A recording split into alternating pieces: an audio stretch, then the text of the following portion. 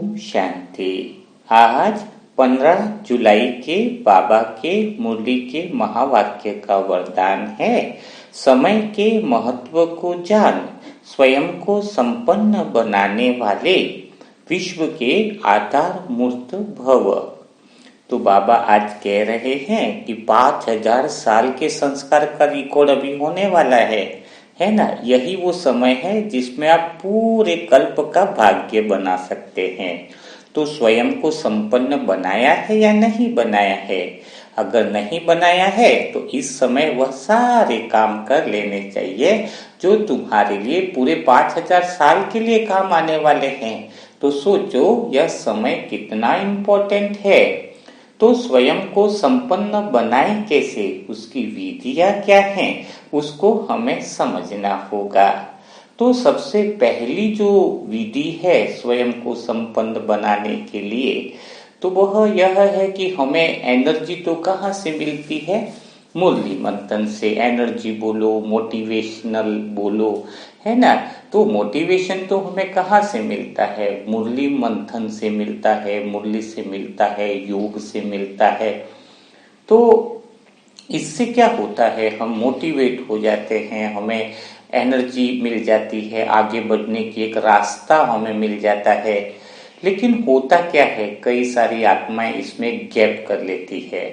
कभी शाम का योग किया, नहीं किया, कई बार अमृत वेला मिस हो गया, कई बार सोचते कि कल तो अमृत वेला किया ही है, 10 दिन तो किया ही है, एक दिन अगर अमृत वेला नहीं किया तो फिर क्या होगा, है ना। तो सबसे पहली बात, अपने अंदर इस बात को पक्की कर लो। क्या पक्की कर लो? कि आप ये तो जानते हो कि जब मुरली मंथन सुन लेते हो या अमृत वेला करते हो तो आपको एनर्जी मिल जाती है। तो यह एनर्जी डेली लेनी जरूरी है, डेली लेनी जरूरी है, एक भी दिन गैप नहीं करना है। तभी भगवान आपको चार्ट बनाने की सलाह देता है कि आपने कुछ मिस तो नहीं किया। अभी आप पूछोगे कि हमें डेली मोटिवेशनल की जरूरत क्यों है? तो आपने देखा होगा कई सारी आत्माएं 10 दिन तक मुरली मंथन सुनती है, अमृत वेला करती, सब टास्क करती है। 2-4 दिन का अगर वो गैप हो जाता है तो उनका सारा उमंग उत्साह जीरो पे आ जाता है। सारा उमंग उत्साह देखना आप जीरो पर आ जाता है। टास्क भी कंप्लीट नहीं करेगा तो 4 दिन तक तो पूरा माया में चला गया समझो। अभी आप बोलोगे पहला नुकसान तो यह है कि उसका उमंग उत्साह जीरो पे आ जाता है अगर वो डेली नहीं सुनता है, डेली एनर्जी नहीं लेता है, डेली मोटिवेट नहीं होता है। तो बाबा भी डेली मुरली इतने सालों से चला रहे हैं, तो इसका पहला कारण क्या है, डेली मोटिवेट होना क्यों जरूरी है? देखो कई सारे जीवन में ऐसे काम है जो आप कई बार रिपीट करते हो। आप बोलोगे डेली रिपीट करने की क्या जरूरत है? आप खाना सुबह नाश्ता करते हो, फिर दोपहर में क्यों खाने की जरूरत है? क्योंकि वो एनर्जी कहीं गई, यूज में आई, तो दोपहर को फिर खाने की जरूरत है, फिर शाम को खाने की जरूरत है।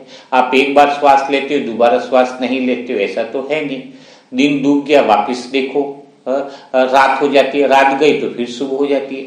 तो दुनिया में वह हर काम जो है वो रिपीट हो रही है। जन्म भी रिपीट हो रहे हैं, जन्म के बाद मृत्यु हुई तो इसके बाद फिर जन्म रिपीट हो रहा है, फिर मृत्यु भी रिपीट हो रही है। तो जब हर काम रिपीट हो रहा है, आपने देखा है कितने सारे काम हैं जो आपके रिपीट हो रहे हैं, वैसे ही मोटिवेशनल रिपीट होगा तो आपको क्या फर्क पड़ेगा? वह भी जिंदगी में इतना जरूरी है रिपीट होना। अगर रिपीट न हो, सोचो कि मैं एक दिन श्वास नहीं लूं तो चलेगा? आप सीधा ऊपर ही चले जाओगे। हैं 2 दिनों तक दिन ही दिन रहे, रात नहीं हो तो कितना एक तरह से चेन सिस्टम जो बना हुआ है, रूल्स रेगुलेशन बना हुआ है, तो कितनी सारी व्यवस्थाएं बिगड़ जाएंगी। तो सारी व्यवस्थाओं का जब बाबा कह रहे हैं कि आधार मूर्त आत्मा हो, आज वरदान में क्या बोल रहे हो? आधार मूर्त आत्मा हो, प्रकृति की आधार मूर्त आत्मा हो, पूर्वज आत्मा हो। तो सब कुछ की इतनी आधार मूर्त आत्मा होने के बावजूद भी आप मुरली मंथन कैसे मिस कर सकते हो? आप अमृत वेला कैसे मिस कर सकते हो? मुरली या नुमाशाम योग कैसे मिस कर सकते हो? टास्क कैसे मिस कर सकते हो? तो सबसे पहली जो चीज आपको समझनी होगी वह है कि इन सारे कामों को रोज करने की जरूरत है, यह बात अंदर से पक्की कर लो। डेली एनर्जी की जरूरत है, जैसे डेली रूटीन के काम डेली जरूरी है वैसे यह काम भी डेली जरूरी है। एक दिन नहीं करोगे तो इसका नुकसान बहुत बड़ा हो जाएगा। जो जमा किया है वो तो माइनस होगा ही, लेकिन उसकी जगह माया भी आपके पास आने लगेगी, माया का अटैक होने लगेगा। ठीक है, पहली बात, जैसे शरीर में खाना खाते हो तो कभी सोचते हो कि मेरा खून बढ़ रहा है, यूं करके खाते हो क्या? ऑटोमेटिक खाना खाते हो खून बढ़ जाता है, सोचने की जरूरत नहीं। वैसे ही आप मुरली मंथन सुनते हो, आपने देखा होगा, सोचने की जरूरत नहीं है, ऑटोमेटिक आपके मन की शक्ति, मन के वाइब्रेशन आपके ऑटोमेटिक बढ़ जाते हैं। सोचने की जरूरत नहीं कि बढ़ा नहीं बढ़ा, दड़ा नहीं बढ़ा। तो पहला तो संपन्न आत्मा बनने का लक्षण आपको बता दिया। दूसरा काम क्या करना है संपन्न आत्मा बनने के लिए, कि खाली मोटिवेशन से काम नहीं चलेगा। तो आपने मुरली मंथन सुन लिया, एनर्जी आ गई, कुछ कर दिखाऊंगा, अमृत वेला कर लिया, एनर्जी आ गई, कुछ कर दिखाऊंगा। तो जैसे मोटरसाइकिल में चाबी होती है उतना ही काम मोटिवेशन करता है, उमंग उत्साह करता है। अब चाबी का काम क्या होता है? बाइक में स्टार्ट होना। बाइक स्टार्ट हो गई तो स्टार्ट तो बाइक हो गई, अब क्या चाबी से ही चलेगी? चाबी तो फिर बाद में लगी रहेगी, चाबी का कोई यूज है नहीं। बाद में तो आपको गियर भी बदलने पड़ेंगे, पेट्रोल भी डलेगा अंदर, आपको खुद चलानी भी पड़ेगी, ड्राइव भी करनी पड़ेगी, तो बाइक अपनी मंजिल पर पहुंचेगी। तो कई सारी आत्माओं को देखा गया है, सब कुछ सुन रहे हैं, मोटिवेट भी हो रहे हैं, लेकिन उनकी अवस्था नहीं बढ़ रही है, परिस्थितियों से पार नहीं पा रहे हैं, है ना, परेशानियों से मुक्त नहीं हो पा रहे हैं। तो इसका कारण यह है कि मोटिवेशनल ने सिर्फ आपको चाबी लगा के दी, आप एक बार स्टार्ट हो जाओ, रास्ता मिल गया, अब आपको ही पेट्रोल भरना है एक्शन का, आपको ही गियर बदलना है एक्शन का। जब तक आप जीवन में एक्शन ही नहीं ले रहे हो, कई सारी बातें अगर आप अपने आप से पूछना चाहो तो कई सारी ब्राह्मण आत्माओं को पूछना चाहिए।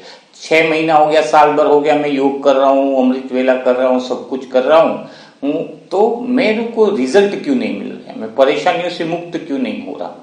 तो उसका जवाब एक ही है कि आपने खाली चाबी लगाई है। ठीक है, आपका उमंग उत्साह बना हुआ है, डेली मुरली सुनने भी जा रहे हैं, क्योंकि उमंग उत्साह मिल रहा है ना उससे, तो उमंग उत्साह मिल रहा है, लेकिन आपका एक्शन कुछ भी नहीं है। प्रैक्टिकल में आपके व्यवहार में बदलाव नहीं है, प्रैक्टिकल में आपके अंदर चेंजेस नहीं आए। जब आप चेंजेस आएंगे तो वो मोटिवेशनल का यूज है, नहीं तो इतना सारा सुन भी लोगे, कितना भी कल पता चला इतना अच्छा मुरली मंथन का सत्य के सीन दिखाए, उसको फिर डेली करोगे तो वो एक्शन हो गया ना। रिपीट करो ना, उस एक्सपीरियंस को रिपीट करो, 30 दिन करो, 60 दिन। मैं ऐसा रिपीट करता हूं कि मेरे को सत्युग में जाना है तो उसके फोटो सब लगा दिए, देखता हूं मैं इस दृश्यों के अंदर खो जाता हूं कि ये होगा मेरा, दिन में 6 बार मैं ड्रेस बदलूंगा, ये तो उसके अंदर एक्शन लो। कि वो जो इतना प्यारा अनुभव आपको मिला है कोई भी बात का, उसको एक्शन में लाओ, रिपीट करो, कहीं बगीचे में बैठे हो एक्सपीरियंस करो, एक्शन में लाओ। तो बाबा ने बोला कि दुख नहीं देना है, तो उमंग उत्साह में तो आ गए, लेकिन दिन में दुख तो दे ही रहे हो, तो एक्शन में कहाँ पे आए? गाड़ी तो पेट्रोल भरा है, चालू ही नहीं करी आपने, चालू कर दिए गाड़ी पर, आगे बढ़ा ही नहीं रहे हो।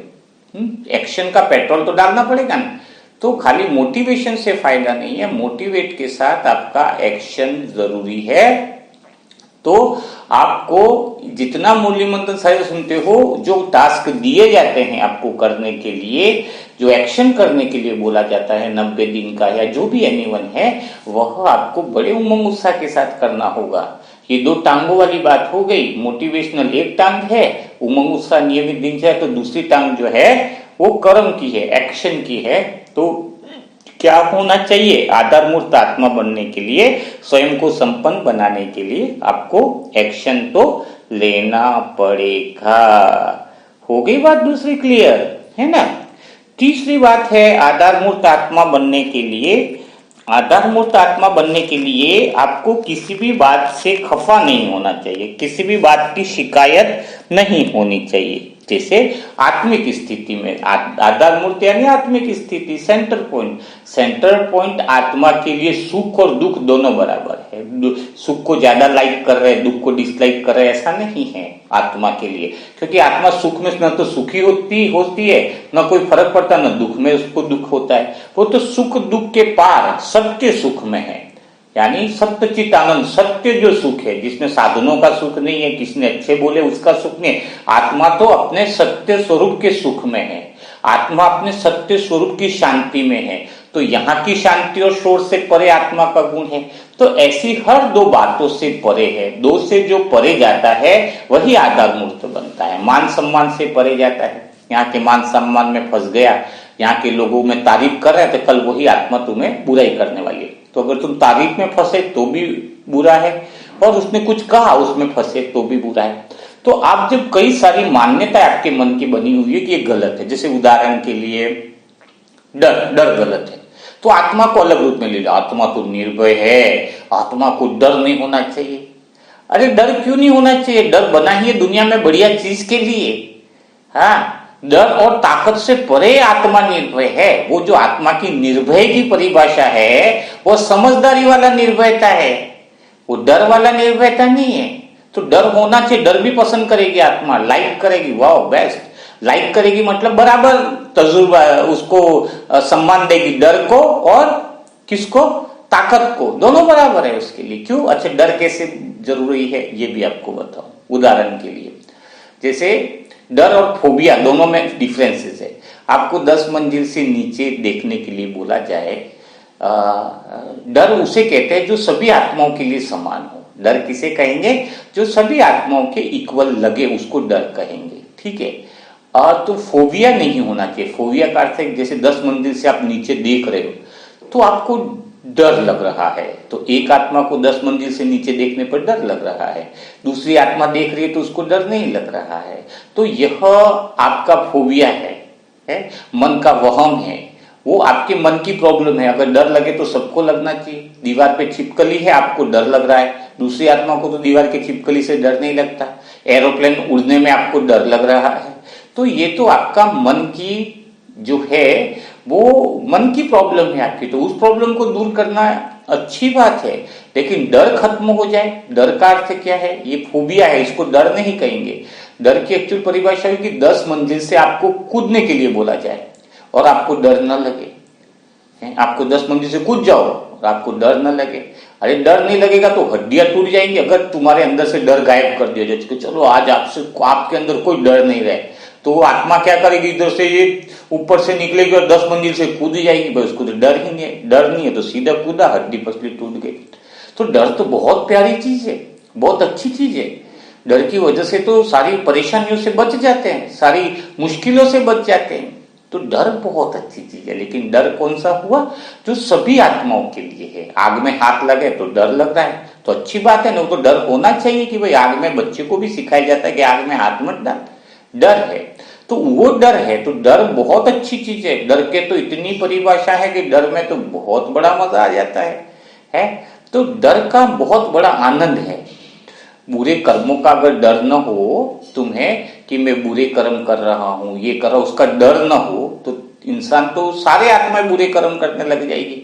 तो डर तो बहुत अच्छी बात है ना, कि डर होना चाहिए, बुरे कर्मों का डर होना चाहिए ना। तो डर जो है और ताकत, तो दोनों चीजों के डिफरेंस को समझे आज आप, कि आपको डर और ताकत का अंतर समझ में आया है ना। तो आप डर से ही सारे काम भी अच्छे से होते हैं, है ना। और तो इसलिए हमें कभी ये नहीं सोचना चाहिए कि डर, मैं तो निर्भय आत्मा, मुझे किस बात का डर। वो डर नहीं है तो वो पागलपन है। उसको निर्भय आत्मा का लक्ष्य, आत्मा के लिए सभी चीजें, मैंने बताया ना, जन्म मृत्यु दोनों समान है। जन्म को ज्यादा तवज्जो दे रहे, मृत्यु को कम दे रहे, यानी आपने ज्ञान को समझा नहीं। आप तो सत्य स्थिति में स्थित हो, दोनों चीजों से पार हो। जब दोनों की चीजों की एक की तरफ आपका झुकाव है, इसका मतलब आप गलत है ना। तो मैंने आपको डर और फोबिया का अंतर बताया, तो आज से सीखो कि डर भी बहुत ज्यादा जरूरी है। डर हमें आगे बढ़ाता है, बुरे कर्मों में भी हमारा डर रहता है। श्रीमत की पालना न करेगा, उसका डर न हो तुम्हें तो आप श्रीमतें तोड़ते ही रहोगे। कहीं ना कहीं डर है कि भाई पवित्रता अगर मैंने भंग करी तो मुझे ऊंचा पद नहीं मिलेगा, ये डर ही तो है। और बाबा भी तो डराता है ना, क्यों नहीं डराता है? बाबा ने देखा होगा मुरली आदि डराने वाली होती है। तुमने अगर अच्छे कर्म नहीं किए तो सत्युग में पद नहीं मिलेगा, तुमने ऐसा नहीं किया तो तुम्हारे पाप विनाश नहीं होंगे, तुम्हें अंत में बहुत भारी सजाएं खानी पड़ेगी, अंत में दुखों का बहुत बड़ा खतरनाक होगा, विनाश के समय तुम अपनी रक्षा नहीं करोगे। तो बाबा डरा नहीं रहा है क्या? तो वो डरा रहा है, लेकिन वो डर हमारे लिए काम का है। तो स्वयं भगवान डर शब्द का यूज कर रहा है। अगर इनडायरेक्टली देखा जाए तो भला वो डर खराब कैसे हो सकता है? तो निर्भयता का अर्थ है डर और ताकत दोनों को समझ जाना। और फोबिया जैसी जो गलतफहमियां अपन ने पाल रखी है, छिपकली से डर लगता है, तो वो निर्भय आत्मा का लक्षण है कि आत्मा के लिए वो है ही नहीं, है ना। तो इस बात को हमें दोनों को स्थिति दो से पार जाकर सोचने की आदत आत्मा में होनी चाहिए, तो आप बहुत अच्छे से आगे बढ़ सकते हो। तीसरी जो चीज है जो समझने की वाली बात है आधार मूर्त आत्मा बनने के लिए, वो है समस्याओं को देखने की कला, है ना। वो जो समस्याओं को देखने की कला। अच्छा, डर के साथ एक बात और कवर कर लेता हूं कि प्रेशर। आप बोलते हो कि बहुत प्रेशर है, बहुत प्रेशर है, तनाव है, बहुत प्रेशर है।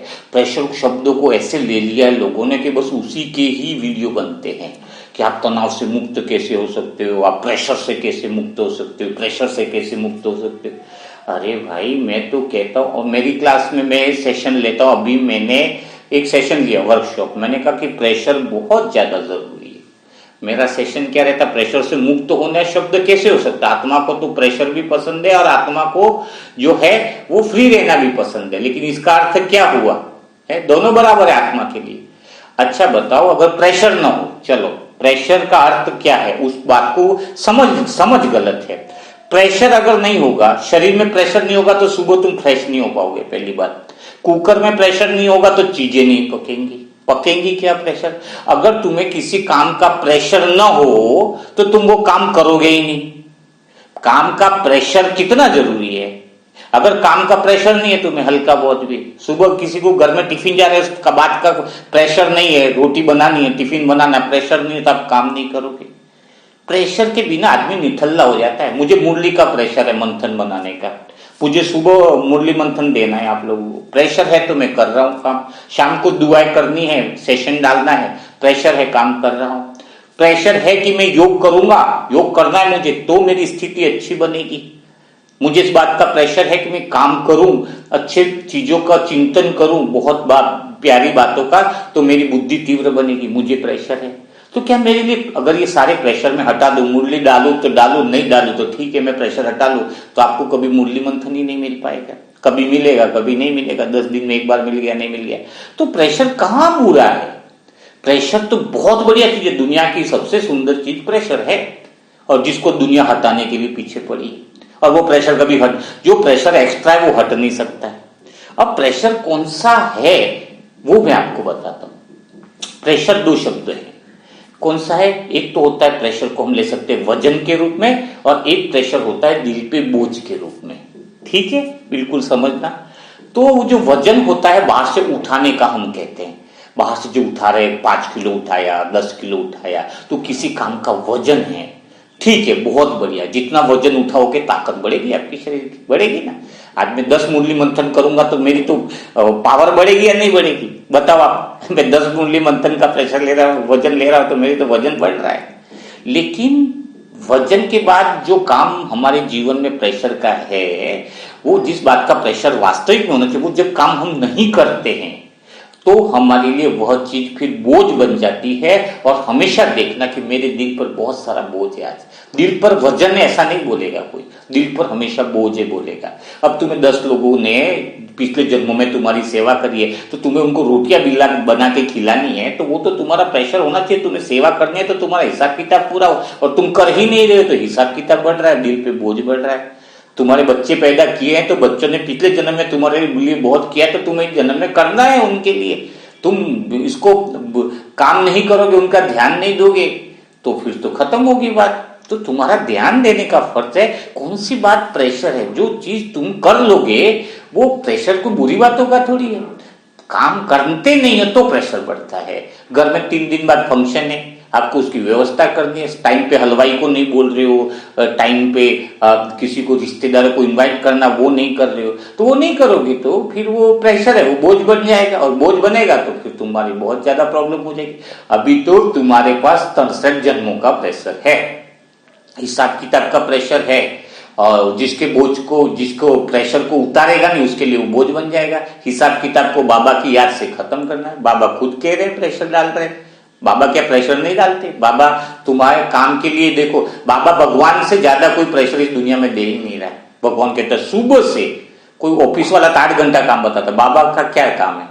बाबा कहता है अमृत वेला करो, सुबह फिर जैसे ही अमृत वेला किया बाद फ्रेश होते तो नियम और मर्यादा का पालन करो तुम, है फ्रेश होने में भी कपड़े वो नहीं पहन सकते, फिर मुरली मंथन, मुरली सुनो, फिर मुरली सुनने के बाद फिर ये मुरली मंथन करो, फिर ये टास्क करो, फिर वो करो, नुमा शाम योग करो, खाना पीना बाहर मत खाओ, ये तो कितना प्रेशर है। लेकिन क्या वो प्रेशर लग रहा है तुम्हें? वो भी तो प्रेशर है पूरे दिन का, हर घंटे याद करो, हर मिनट याद करो, रात को पोता मेल दे करके सो, फिर सुबह 3 बजे फिर उठ जाओ। बताओ इतना सारा काम कोई देता है क्या जो भगवान दे रहा है? इतना काम, लेकिन वो प्रेशर है, लेकिन वो प्रेशर तो बड़ा मजेदार प्रेशर है। वो प्रेशर जिंदगी बनाने वाला और आनंद देने वाला प्रेशर है। वो हमारा प्रेशर वजन बढ़ाएगा, यानी हमारी वैल्यू को बढ़ाएगा। जितना हम प्रेशर लेंगे उतना हमारा वजन बढ़ेगा। वजन मतलब हमारी वैल्यू बढ़ेगी, हमारी कीमत बढ़ेगी, हमारी जिंदगी बहुत बेहतरीन हो जाएगी। जो ज्यादा प्रेशर लेगा वो राजा बनेगा। अच्छा एक बात बताओ, कोई भी राजा बनता है, राजा है, उसने जीवन में एक भी लड़ाई नहीं करी है और एक भी लड़ाई नहीं जीती है, क्या वो राजा कहलाएगा? क्या वो राजा कहलाएगा? और वो राजा प्रसिद्धि वाला राजा कहलाएगा? बिल्कुल नहीं। तो सतयुग में इतना बड़ा पद पा रहे हो तो कलयुग की एक भी लड़ाई जीतने का प्रेशर नहीं ले रहे हो। अरे इतना प्रेशर होना चाहिए कि सारे विश्व की लड़ाई हम जीतने वाले, सारे विश्व के दुख दर्दों का प्रेशर लेना है कि हम उनके सारे दुख दर्दों को खत्म करें। हम ऐसी लड़ाइयां लड़ें कि संगम युग की लड़ाइयां यादगार बन जाए हमारे लिए। आप छोटी छोटी समस्याओं का प्रेशर में घबरा रहे, वो प्रेशर तो होना चाहिए। अमृत वेले का प्रेशर होना चाहिए, नुमाशा, वो प्रेशर तो सुनते तो प्रेशर कितना अच्छा है। आई लाइक प्रेशर पर आई डोंट डिसलाइक। किसको? मैं तनावमुक्त जीवन को भी वो डिसलाइक नहीं करता। तो प्रेशर को जब तुम ऑटोमेटिक करते हो तो तनावमुक्त जीवन स्वतः ही हो जाता है तुम्हारा। जब काम ही नहीं कर रहे हो, जिस चीज का प्रेशर है, आप छोटे बच्चे को भी पालते हैं, बोले थोड़ा मैं तो प्रेशर नहीं दूंगी, कुछ भी काम, वो बिल्कुल निठल्ला हो जाएगा, छोटा बच्चा कमजोर बन जाएगा। राजा के बच्चे एसी में नहीं पलते थे, उनको काम कराया जाता गुरुकुल में कि लकड़ियां तोड़ो, ये करो, मजबूत बनाया जाता था। और आजकल के थोड़े से अमीर माँ बाप बच्चे को एसी में रखेंगे, कार में, ये कुछ है। अरे उनको अपना काम जूते पहनना, जूते साफ करना, कपड़े रखना, पूरी शिक्षा दो गुरुकुल की तरह, तब जाके आपका बच्चा मजबूत बनेगा। नहीं तो बाद में फिर कहोगे कि टेंशन में आ गया, क्योंकि प्रेशर मतलब क्या है? उस काम को करने का तरीका ही नहीं पता है। प्रेशर कोई दुख में थोड़ी आता है। तुम्हारा बर्थडे है और बर्थडे के अंदर पार्टी का मैनेजमेंट नहीं आता, तब भी तुम तो वो तनाव लोगे। लेकिन काम का प्रेशर तो होना ही चाहिए, लेकिन काम को प्रेशर के साथ उसी समय करने की कला नहीं चाहिए। जो उस समय काम को नहीं करता है तो फिर बोझ बन जाता है। 10 दिन तक अमृत वेला मत करो, मुरली मंथन मत सुनो, तो पाप कर्म तो जमा हो करके फिर वो वजन नहीं बढ़ाएगा, आपका वैल्यू नहीं बढ़ाएगा, दिल पे आपका बोझ बढ़ता जाएगा। तो प्रेशर तो होना चाहिए, ठीक है ना? आपको समझ में आ गया? तो वो प्रेशर आपको फायदा कराता। मैं गुरुवार का टास्क कहता कि भोग का टास्क करना है, ये करना, वो करना, वो प्रेशर है तो बहुत बढ़िया है। आपको हर गुरुवार को अगर भोग लगाने की आदत बन गई तो तुम्हारे जन्म जन्म के जीवन भर की, जन्म जन्म की जो है वो हर तरह से तुम भरपूर संपन्न रहोगे। ऐसे भोग लगाने का नियम था कि लगा देंगे सेंटर पे, तो कभी लगाते थे कभी नहीं लगाते थे। अपने आप से पूछो, जब से आदत बनी होगी तुम्हें कि टास्क तुम्हें करना चाहिए जीवन में, तो क्या हुआ? भला किसका हुआ? थोड़ा प्रेशर है, लेकिन वो प्रेशर क्या बहुत अच्छा है, जो जीवन के 5000 साल तक तुम्हें जीवन को सुखी बनाएगा, तुम्हें जीवन में आनंदित बनाएगा। एक नियम जो है उसके आगे यम भी भाग जाता है। इसलिए आपको नियमों के अंदर क्या होता है? नियमों के अंदर लिया जाता है। तो आपको ये सारी बातें क्लियर हो गई होंगी। ओके, अब हम बात करेंगे आधार मूर्त बनने के लिए हमें बाबा से बहुत गहरा योग लगाना होगा। तो गहरा योग लगाने के लिए तो हमें बाबा के साथ गहरे संबंधों का अनुभव करना होगा। तो अभी आप सभी आत्माएं तैयार हो गहराई से योग करने के लिए? ओके, तो आज से बोलना प्रेशर नहीं चाहिए, नहीं प्रेशर तो होना चाहिए, डर लगना चाहिए। डर लगेगा हर चीज में तो वो आगे बढ़ाएगा, लेकिन फोबिया नहीं होना चाहिए। डर और उसकी बातों को, गलत फहमियों को सबको दूर करके ज्ञान से अपने आप को वैल्यूबल बनाना है। तो हम फिर से 1 मिनट का ब्रेक लेंगे और आप सभी लोग तब तक तैयार हो जाओ, ताकि क्या हो कि हम अच्छे से योग कर पाए। और 1 मिनट तक खड़े हो जाओ अपनी जगह से, ताकि शरीर एकदम रिलैक्स हो जाए और अगले योग का गहराई से आनंद ले पाओ और आपके जीवन की आधारमूर्त स्वयं को संपन्न बनाने की विधि वाला योग अभी किया जाएगा, जिसके बाद आप सदा के लिए संपन्न स्थिति का अनुभव करोगे, है ना। तो 1 मिनट का ब्रेक।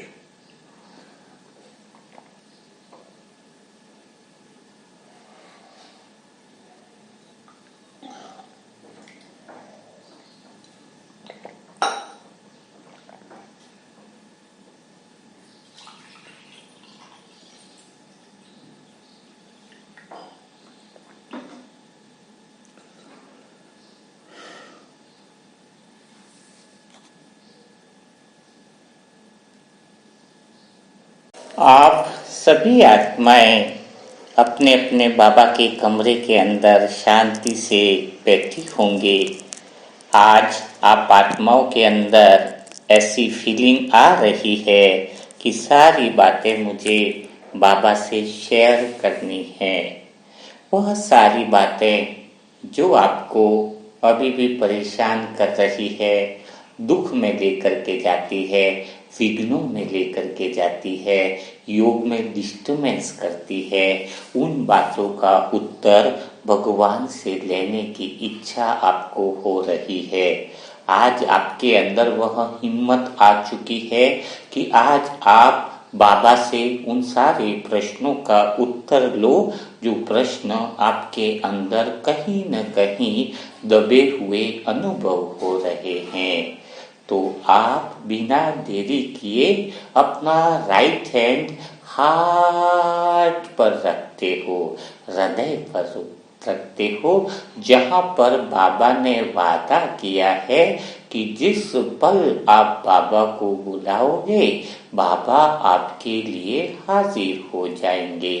लेकिन अब की बार राइट हैंड हार्ट हृदय पर रखते हुए आप सभी सर्व संबंध को एक साथ इनवाइट करते हो और उनको मैसेज देते हो, इम्पोर्टेंट वर्क, अर्जेंट वर्क है, अर्जेंट आप सभी से मुझे जरूरी बात करनी है। ऐसा मैसेज अपने दोस्त, साजन, बड़े भाई, सदगुरु, बाप, टीचर सभी को आपके मैसेज जो है वह पहुंच जाता है। आप बड़ी तैयारी के साथ बैठे हुए हो उनसे बात करने के लिए। अगले 3 से 5 मिनट में सभी रिश्तेदार, आपके दिल के भगवान के साथ गहरे संबंध वाली आत्माएं, परम आत्मा आपके रूम में पधारने वाली हैं। आपका एक्साइटमेंट बढ़ता जा रहा है, आप बहुत गहरे आनंद की अनुभूति भी कर रहे हो। उनके आने की खबर सुनते ही आपका मन सदा प्रसन्न चित्त का अनुभव करता है। आज आपको एहसास हो रहा है अंदर से कि आप बहुत सारी चीजें नई सीखने वाले हो। दबी हुई फीलिंगों को उनके साथ शेयर कर उनका समाधान लेने वाले हो। आपका मन और गहरी शांति में जा रहा है, आसपास का वायुमंडल और शांति में लेके जा रहा है। जैसे जैसे समय बीतता जा रहा है, आपका मन और 1000 गुना शांति में जा रहा है। मेरे शब्द आपको और गहरी शांति में लेकर के जा रहे हैं। सभी सर्व संबंध के कदमों की आवाज आपको सुनाई दे रही है। आपके कानों की बिल्कुल एकाग्रता है। आपका पूरा ध्यान आपके सर्व संबंधों की कानों की आवाज पर पड़ रहा है। धीरे धीरे वह मानो आपके समीप आ रहे हैं। सब धीरे धीरे दरवाजे की तरफ एंट्रेंस कर रहे हैं। सभी संबंध, बाप, टीचर, सदगुरु, भाई, दोस्त, साजन सभी आपके सामने खड़े हैं। आपका बच्चा भी उनको प्रेम से देख रहा है। सभी की आंखों में बहुत ही प्रेम और अपनापन दिखाई दे रहा है। बाप, टीचर, सदगुरु सभी निराकार रूप में ब्रह्मा बाबा के तन में सभी सामने दिख रहे हैं। आपका मन बहुत बहुत प्रसन्नता का अनुभव कर रहा है। आप सबको हृदय स्पर्शी प्रणाम करते हो और सबको प्रेम और अपनेपन की नजर से देखते हो। सभी रिश्तेदार, दोस्त, साजन, बाप स्वयं आपसे पूछते हैं कि बोल मेरे बच्चे, क्या बात हुई जो इतना अर्जेंट मैसेज कर दिया, इतना अर्जेंट बुला लिया, और वो भी सबको एक साथ। क्या दिल की बातें हैं, क्या अपने मन की बात दबी हुई है? आज तो हो जाए वो सारी बातें। अपने जो भी है वो कह दो। हमें तो आपकी बहुत फिक्र रहती है, तभी तो हम आपके बुलाने पर एक सेकंड में वहां से निकल जाते हैं। यह बातें सुनकर आपका हृदय बहुत प्रसन्नचित हो जाता है। आपका मन पावरफुल हो जाता है। आपका मन शक्तिशाली स्थिति का अनुभव करता है। आप अपनी चेयर से खड़े हुए हो, लेकिन उन सब को बैठने के लिए बोलते हो। सभी रिश्तेदार, बाप, टीचर, सदगुरु सभी आपके सामने बैठे हैं। वो भी आपको बैठने का इशारा करते हैं। तसल्ली के साथ आप भी बैठे हुए हो और सभी से प्यार से बात कर रहे हो। और आप कहते हो कि दोस्त, मेरे साजन, आप सबके साथ मुझे बड़ा आनंद आता है। जितना समय मैं आत्मा आपके साथ रहती हूँ, मैं गहरे आनंद में चली जाती हूँ। आप उनसे कह रहे हो आपका उनके साथ हर पल बिताना बड़ा खुशी और आनंद का रहता है। लेकिन जब आपसे दूर चले जाती हूँ मैं आत्मा, तब मुझे यह शरीर की रोग बहुत परेशान करते हैं। परिवार के सदस्यों की समस्याओं का इतना समाधान नहीं हो रहा है। धन की समस्या इतनी प्रैक्टिकल में सॉल्व नहीं हुई है। वैसे तो चेक दिया है, टाइम भी बाकी है, लेकिन फिर भी यह हिसाब किताब जो है वह मुझे परेशान करते हैं। आपके साथ रहने पर मैं वह सारी बातें दिल खोल के कर नहीं पाती हूँ। तो आज मुझे इसका प्रैक्टिकल समाधान चाहिए, और इन सब का समाधान करने के लिए ही आप सबको मैंने बुलाया है। मेरे दिल की रिक्वेस्ट है, बच्चों की जॉब की समस्याएं हैं, तो शरीर की पीड़ा की समस्याएं हैं, शरीर के दुख दर्द जो हैं वो खत्म होने का नाम ही नहीं ले रहे हैं। आप मुझे इन सब का समाधान बताओ। तो बाबा सदगुरु की तरफ इशारा करते हैं और आप सदगुरु की तरफ कदम बढ़ाकर उनके चरणों में प्रणाम करते हैं। हे सदगुरु, मुझे मार्गदर्शन दो, मुझे क्लियर बताओ कि इन सब का समाधान क्या है। मुझे इस बाबा के साथ, साजन के साथ घूमने में तो बड़ा आनंद आता है, पिकनिक में भी आनंद आता है, लेकिन बाद में अन्य आत्माओं के साथ रहने पर मुझे वह परिस्थितियां कभी बहुत बड़ी लग जाती हैं। रोज नई परिस्थितियों का सामना करना है, तो मुझे तो विश्व में सुख और शांति देने का काम मैं आत्मा कब कर पाऊंगी। अपने घर की समस्याओं और विघ्नों से ही मैं बाहर नहीं निकल पाती हूँ। आपके दिल की हृदय स्पर्शी बात सुनकर साजन की आंखों में बहुत प्रेम उमड़ता है। आपका दोस्त आपके सर पर हाथ रखता है, मीठे बाबा आपको गले ही लगा लेते हैं और सदगुरु आपको कहते हैं, जब तूने दिल की बात बोली है तो तुम्हें समाधान भी मिलेगा। चलो सभी लोग कहीं पहुंचते हैं तुम्हारे समाधान के लिए। आज तुम्हें सारी बातों का समाधान मिल जाएगा और तुम उसी रास्ते पर चलो तो तुम्हारा जीवन बिल्कुल बदल जाएगा। तुम्हें तैयार रहना होगा इन सब चीजों के लिए, इन सब बातों को सीखने के लिए। आपके अंदर उमंग उत्साह बहुत बढ़ जाता है, गहराई में आपका मन प्रेम में डूब जाता है। आपके मन में एक उम्मीद की किरण जग जाती है कि आज भगवान मेरे साथ कुछ नया करने वाला है, कुछ नया सिखाने वाला है। आज आपने उठते ही भगवान को देखा है, सर्व संबंधों को देखा है। आज का दिन आपका चमत्कार से भरा हुआ होने वाला है और आप सर्व संबंधों के साथ बड़े से पुष्पक विमान में चले जाते हो, उड़ते जाते हो। तब आपका दोस्त आपसे बहुत प्यार भरे शब्दों से कहता है कि आज सारी बातों का समाधान हो जाएगा। सदगुरु भी कहता है बिल्कुल फिक्र की कोई बात नहीं है, बाबा अपने वरदानी हाथ आपके ऊपर रखता है। पिता का प्यार भरा हाथ आपको निश्चिंत कर देता है, आनंद से भरपूर कर देता है। और अब आप पुष्पक विमान से बहुत एक लाइट के महल में पहुंच गए हो, जिसमें कुछ प्रक्रियाओं से गुजरना होगा। सबसे पहले लिखा हुआ है स्वयं को माफ करने वाला रूम।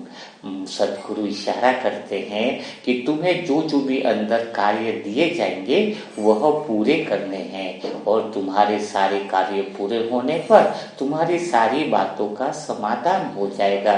तुम्हारी सारी समस्याओं का कारण तुम्हारे कर्म के हिसाब किताब हैं। तुम्हें अपने कर्म के हिसाब किताब को पूरी तरीके से चुकतो करने की विधि बताई जा रही है। हम सब भी ड्रामा में बंधायमान हैं, इसलिए तुम्हें कर्म के हिसाब किताब जल्दी से चुकतो करने हैं और वह बहुत आसान है। तो सबसे पहले इसके लिए तुम्हें पहले रूम में जाना होगा।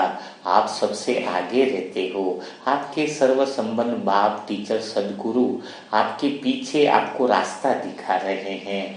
दोस्त साजन और बाबा भी आपके साथ अगल बगल में चल रहे हैं।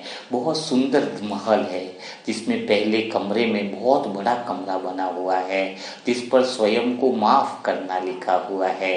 तो उसमें जैसे ही घुसते हैं सदगुरु आपको डस्टर देता है और पहले बोर्ड पर लिखी हुई बातों को पढ़कर उसको मिटाने का आदेश देता है। सदगुरु की आज्ञा देखकर आप आगे पहले बोर्ड पे लिखी हुई बातों को पढ़ते हो जिसमें लिखा हुआ है कि आप स्वयं को उन सारी गुनाह के लिए माफ करते हो जो आपने जाने अनजाने में कर दिए। इस जन्म में जो भी आपसे पाप हुए हैं, आपसे जो भी गलतियां हुई हैं, जो भी जाने अनजाने में आपसे बुरे कर्म हो गए हैं, उसके लिए आप स्वयं को माफ करते हो, स्वयं को गहराई से माफ करते हो, स्वयं को प्रेम करते हो, अपार प्रेम देते हो और आप दोनों हाथ को मिला लेते हो और स्वयं से ही गले लगते हो और गहरे प्रेम का अनुभव कर रहे हो। पुरानी बातों को, पापों को मिटाने के लिए बाबा डस्टर जो देते हैं सदगुरु, उससे आप पुरानी सारी दुख देने वाली बातों को मिटाकर एक दूसरे बोर्ड पर स्वयं के हस्ताक्षर लिखे हैं जिसमें लिखा है कि मैं आत्मा सभी बातों के लिए स्वयं को माफ करती हूँ, स्वयं को क्षमा करती हूँ। और नीचे आप अपने साइन करते हो और हस्ताक्षर करते हो। सदगुरु आपके सर पर हाथ रखता है और आपको बताता है सबसे पहले जब तक तुम अपने किए हुए पापों के लिए स्वयं को सच्चे दिल से माफ नहीं करोगे तब तक तुम दूसरों को माफ नहीं कर पाओगे।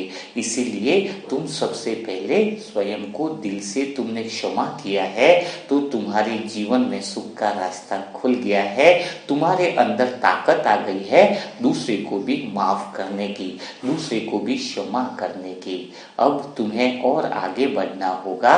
तुमने जो तरसठ जन्म में पाप किए हैं, विक्रम किए हैं, जिन आत्माओं को तुमने दुख दिया है उनसे तुम्हें सच्चे दिल से क्षमा याचना करनी होगी। तभी तुम्हारा जीवन सदा के लिए सुख और आनंद की तरफ बढ़ने लगेगा।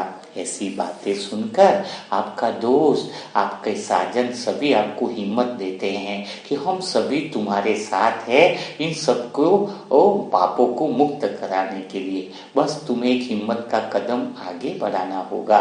स्वयं पिता आपके सर पर हाथ रखते हैं और कहते हैं, देख मेरा प्यारा बच्चा है ना, तूने जीवन में किसी को दुख दे दिया है तो तुम्हें छोटे बच्चे की तरह मन अपना निर्मल रखकर बिना अहंकार से उनको सच्चे दिल से तुम्हें माफी मांगनी चाहिए। जब तुम सच्चे हृदय से उनको माफी मांग लोगे तो तुम्हारे पापों का बोझ बहुत कम होने लगेगा, आप हल्के होने लगोगे।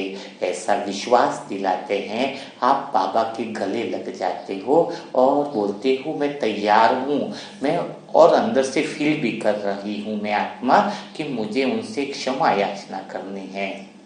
तो सभी आत्माएं आपके पीछे चल रही है और सदगुरु आपका हाथ पकड़ के आपको रास्ता दिखा रहे हैं और आगे बढ़ने का इशारा कर रहे हैं। वहां पर सामने बहुत बड़ा दूसरा रूम बना हुआ है जिसमें 63 जन्मों के आत्माओं से, रिश्तेदारों से आपको माफी मांगनी है, क्षमा याचना करनी है जिनको आपने दुख पहुंचाया है। आप बहुत गहरी आनंद में जा रहे हो कि एक मौका मिला है, आप शांति का अनुभव कर सकते हो, पापों से मुक्त हो सकते हो।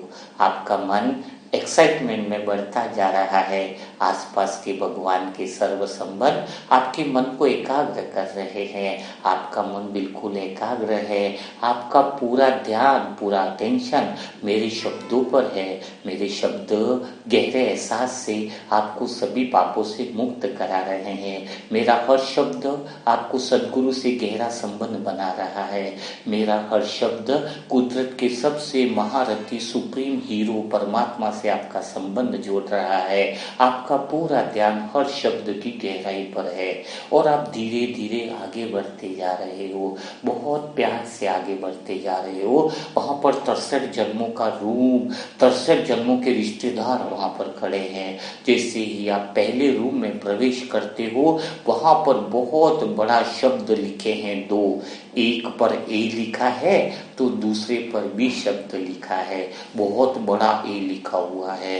उस ए के नीचे 63 जन्म की जो भी आपकी आंटियां रही हैं वो सारे रिश्तेदार, सारी आंटियां एक के नीचे खड़ी हैं। 63 जन्म जो आपने द्वापर युग के बाद से लिए हैं वो सारी आंटियां एक के नीचे खड़ी हैं। और वहीं दूसरी तरफ बी के नीचे 63 जन्म तक आपके जो भी भाई रहे हैं वो सारे भाई बी के नीचे खड़े हुए हैं। और आप उनको देखकर पुरानी स्मृतियों में चले जाते हो। आपको याद आता है कि इन आंटियों के साथ आपने कितना गलत व्यवहार किया है, जाने अनजाने में आपके शब्दों ने कितना उनको दुख और पीड़ा पहुंचाई है। कभी धन की लालच में उनके साथ गलत कुछ कर दिया, कभी किसी और कारणवश, कभी किसी मोह के वश आपने उनका दिल दुखा दिया। उन सबको देखकर आपकी आंखों में सच्चे दुख भरे आंसू निकलते हैं कि मैं भगवान का इतना प्यारा बच्चा इस अज्ञानतावश न जाने कैसे दुख दे दिए हैं। सबको बहुत हाथ जोड़कर नम्र निवेदन करते हो। आपके अंदर बिल्कुल अहंकार नहीं है, आपके अंदर छोटे बच्चे जैसा निर्मल मन हो गया है। आप हाथ जोड़कर उन सारी आंटियों से क्षमा याचना करते हो कि आंटियों, तुमने इतने जन्म में मेरे साथ समय बिताया है पर मैंने जाने अनजाने में आपको बहुत दुख दे दिया है। आपका मन अभी भी नहीं मानता है। आप वहां पर फर्श पर नीचे लेटकर उनके आगे कदमों में प्रणाम करते हो। हे आंटियों, मुझे माफ करो, सच्चे दिल से मैं तुम्हें माफी मांगती हूँ। मुझे न धन चाहिए था न दौलत चाहिए थी, मैं उस समय अज्ञानता वश न जाने माया ने मुझे वश कर लिया था। प्लीज मुझे माफ करो, मैं सच्चे दिल से, सच्चे करुणा भाव से तुमसे माफी मांगता हूँ। जाने अनजाने में मेरे बोल तुमको बहुत दर्द पहुंचाया है, मुझे माफ करो।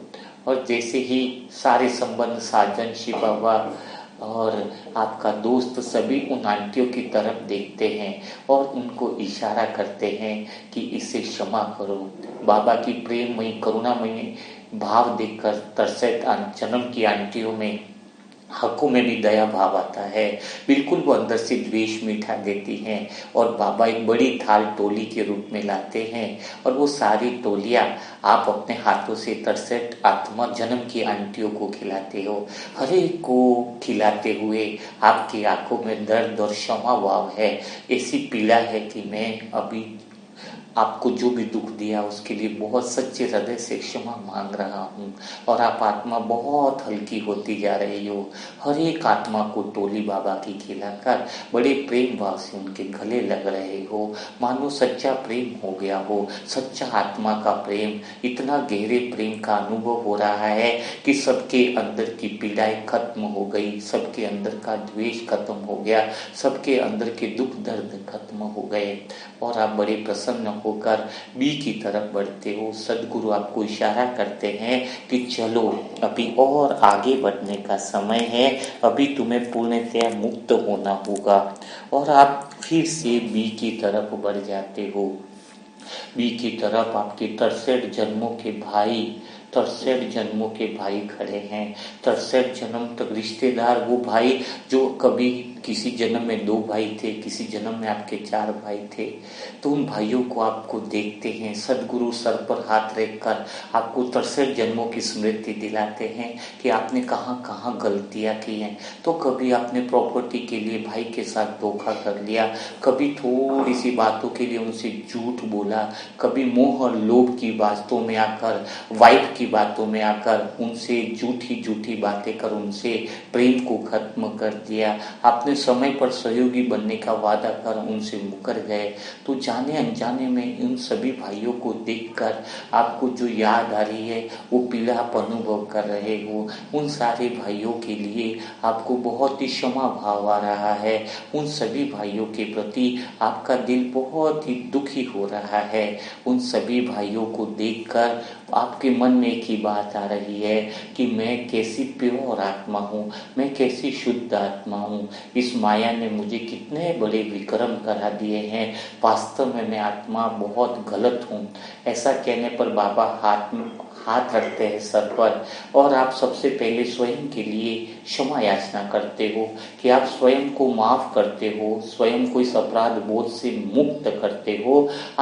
आपका मन बहुत से अब पिघल रहा है, आपका मन खिल रहा है और उन सभी भाइयों से देखकर, उनकी आंखों में देखकर उनसे क्षमा भाव से माफी मांगते हो। सभी भाई भी आपको क्षमा करते हैं। बाबा की नेत्रों से पवित्रता की शक्ति उन 63 जन्मों के भाइयों की आत्मा पर पड़ रही है। वो आत्माएं भी प्योर होती जा रही हैं, आपको बहुत क्षमा भाव से देख रही हैं, आपको बहुत प्यार से देख रही हैं और आप बिल्कुल ही माफी में गहरे डूब जाते हो, गहरे डूब जाते हो। उनसे भी हाथ जोड़कर सच्चे दिल से उनके दिल पर जो ठेस पहुंचाई, उनके दिल को जो दुख दिया, इनके दिल को जो परेशानियां दी, उनके दिल पर जो आपने शब्दों के घाव गहरे दे दिए। जो भाई भाई का संबंध इतना गहरा होता है, भाई भाई का जो अनूठा प्रेम होता है, उसको आप भूल गए थे काफी समय में और अज्ञानता की वश, आप माया के वश में आकर इन भाइयों को आपने कई सारे को धोखा दिया है। उन सब से आप माफी मांगते हो और उन सब से निवेदन करते हो कि प्लीज मुझे माफ करो। मेरे सच्चे दिल की करुणा भाव, सच्चे दिल का प्रेम भाव आपके प्रति बहुत गहरा होता जा रहा है, मुझे क्षमा करो। वहां पर आपका दिल और गहराई में जाता है और आप उनके मानो पाव ही पकड़ लेते हो कि मुझे क्षमा करो। वास्तव में मेरे से बहुत बड़ी गलतियां हो गई है इस 63 जन्मों में। आप सभी मेरे बहुत अच्छे प्यारे भाई हो, एक ही घर में रहते हुए भी मेरे से गलतियां हो गई। मैंने आपकी कमियों को देखा और मैंने स्वयं में कई सारी अज्ञानतावश गलती और पाप कर बैठी हूँ। आप उनसे माफी मांगते हो। सभी लोग भाई आपको खड़ा करते हैं और सभी एक साथ मानो आपको ऊपर उठा देते हैं कि हमारा भाई हो तो ऐसा, जो इतने क्षमा प्रार्थी, क्षमा भाव से हमें माफी मांग रहा है। सबके अंदर वो पुराना प्रेम जग जाता है। सभी लोग आपसे गले मिलते हैं, मानो वो क्षमा याचना उत्सव में बदल गई हो। सभी आपसे बहुत प्यार करते हैं। हर एक जन अब वो भोग की मिठाई वो खुद सब लेकर आपके मुंह में डालते हैं। एक एक भोग की मिठाई कभी आपको खिला रहे हैं, कभी आप उन आत्माओं को खिला रहे हैं। सबके अंदर प्रेम संबंध बन जाता है। 63 जन्मों का बोझ आपके मन से उतर जाता है। आप बिल्कुल हल्के हो जाते हो। आप बहुत गहराई में चले जाते हो। आप बहुत आनंद में चले जाते हो।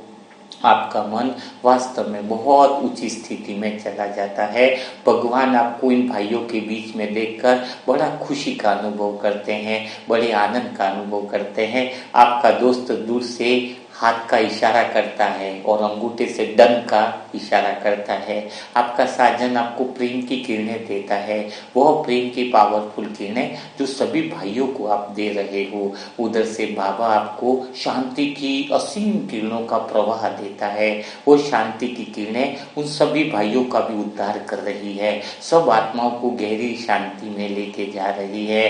टीचर ने जो ज्ञान की किरणें आपको दे रहे हैं, आप वो ज्ञान की किरणों से उन सभी आत्माओं को ज्ञान से संपन्न बना रहे हो। आप दाता बन चुके हो। सभी आत्माएं आपसे बहुत प्रेमपूर्ण व्यवहार कर रही हैं। सभी आत्माएं बहुत आनंद से आपसे गले मिल रही हैं और आप अनुभव कर रहे हो कि मेरे पास जो भी कुछ देने के लिए है वह सब कुछ तुम्हारा है। मेरे पास जो ज्ञान का खजाना, शांति का खजाना, आनंद का खजाना जो भी मिला है सब तुम्हारे लिए। मेरा हर शब्द, हर वाक्य तुम्हारे लिए है। ऐसा कहकर आप गहरे प्रेम में डूब गए हो, गहरे एहसास में डूब गए हो और वापिस सदगुरु से मिलते हो। सदगुरु कहते हैं अभी तो तुम्हें और 10 दिन तक डेली प्रोसेस करना है। अभी तो सी भी बाकी है, यानी तुम्हें डीडीओ से भी माफी मांगनी है। वस्तुओं के प्रति जो कदर नहीं की है, अपने दोस्तों से, ग्रैंड मदर से, अभी तो कर्मचारियों से, हस्बैंड, बहुत सारा प्रोसेस है।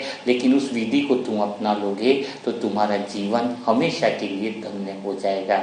और ऐसा कहकर आज 2 जनों का काफी है। 2 जन का आपने क्षमा याचना किया तो बहुत अच्छा रहा। आपका मन बहुत हल्का हो गया है और वापिस सदगुरु और सर्व संबंध आपको वापिस घर पर छोड़ने के लिए पुष्पक विमान उठा लेते हैं।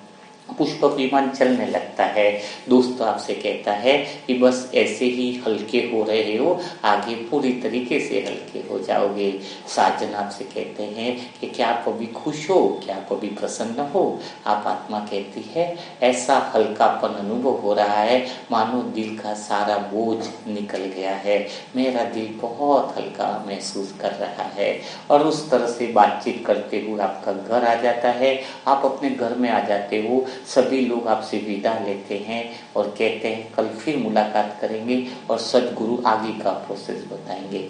आपका मन बहुत हल्का होने पर, गहरी शांति में जाने के बाद थोड़ा धीरे धीरे मेरे शब्द आपको उस गहरे अनुभव से धीरे धीरे वापिस लेकर के आ रहे हैं। आपको सारे शब्दों का, सारी बातों का समाधान मिल गया है। जीवन में हल्का रहने की विधि मिल गई है। सारी समस्याओं को चुटकी में समाधान करने का प्रोसेस पता चलने से आपके अंदर बहुत बड़ा उमंग, उत्साह आ चुका है।